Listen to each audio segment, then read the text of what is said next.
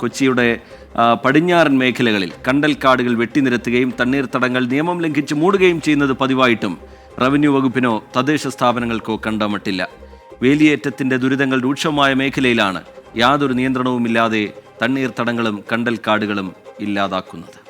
പ്രകൃതിയുടെ ശ്വാസകോശങ്ങളാണ് കണ്ടൽക്കാടുകൾ. കണ്ടൽക്കാടുകളുടെ നശീകരണം കുറ്റകരമാണെന്ന നിയമങ്ങൾ നിലനിൽക്കുമ്പോഴാണ് പശ്ചിമ കൊച്ചിയുടെ പള്ളുരുത്തി മേഖലകളിൽ വ്യാപകമായി കണ്ടൽ വെട്ടിനിരത്തപ്പെടുന്നത്.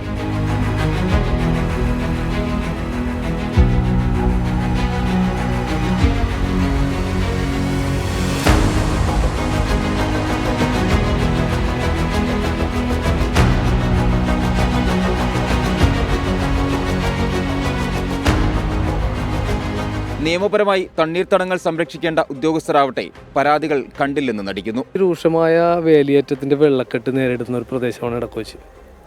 തുടർച്ചയായി ഇത്തരം തണ്ണീർത്തടങ്ങൾ ആകെ അവശേഷിക്കുന്ന തണ്ണീർത്തടങ്ങൾ നികത്തുന്നത് വലിയ രീതിയിലുള്ള വേലിയേറ്റ വെള്ളക്കെട്ടാണ് പ്രദേശത്തുണ്ടാകുന്നത്. പലതവണ ഇത് നമ്മൾ റവന്യൂ അധികൃതർക്ക് പറഞ്ഞിട്ടും സ്റ്റോപ്പ് മെമ്മോ കൊടുത്ത് ഒഴിയല്ലാണ്ട് മറ്റു നടപടികളിലേക്കൊന്നും ഇതുവരെ പോയിട്ടില്ല.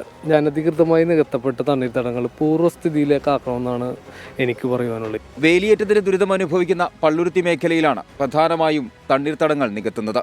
ഇതോടെ വേലിയേറ്റ സമയത്ത് വെള്ളം ഒഴുകിപ്പോകാതെ വീടുകളിൽ തന്നെ അധിക സമയം കെട്ടിനിൽക്കുന്ന അവസ്ഥയുണ്ട്. സ്റ്റോപ്പ് മെമ്മോ നൽകിയിട്ടും രാത്രിയുടെ മറവിൽ കെട്ടിടാവശിഷ്ടങ്ങൾ ഉൾപ്പെടെ കൊണ്ടുവന്ന് തള്ളിയാണ് തണ്ണീർത്തടങ്ങൾ നികത്തുന്നത്. ഇത്തരക്കാർക്കെതിരെ നിയമ നടപടി സ്വീകരിക്കാനും ഭൂമി പൂർവ്വസ്ഥിതിയിലാക്കാൻ റവന്യൂ റിക്കവറി നടത്താൻ അധികാരമുള്ള വില്ലേജ് ഓഫീസർമാരാരും ഇത് കണ്ടില്ലെന്ന് നടിക്കുന്നു.